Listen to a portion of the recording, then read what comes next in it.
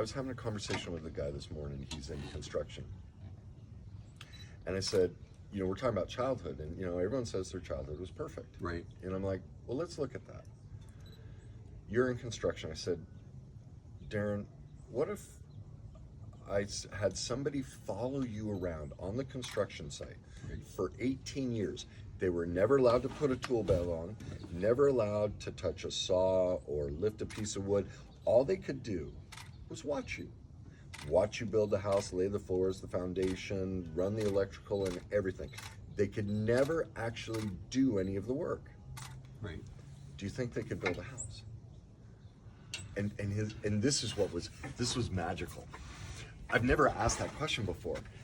It just sort of came to me, and he went, well, I think certain parts they'd be really good at, but other parts they'd have no clue. Right. Well, think of what parenting is. There's certain aspects where our parents are like perfect. Right. Like Right. they're Yeah, there. yeah, yeah. They're totally there for us. Yeah. And others, like non-existent. Yeah. Well, how could they build the house? They were never given Where's the the skills experience to come put from? on the tool Right, belt, right. work the saw. Right. They just watched, Right. because that's how we teach parenting. We watch our parents, Right. but we never learn the skill. Right. We never get to actually go learn about it. Right.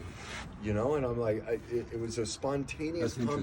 conversation. That's really interesting. And so you wonder why millennials, whoever it is, like the poll, 87% of people on the planet are unhappy. How could they not be? Right. We're all raised Right. from people with no tools, and no experience working the tools. Right.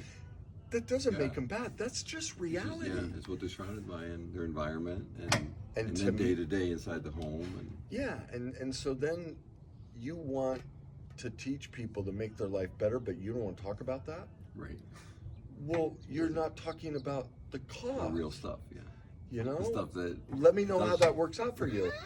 I use that phrase all the time.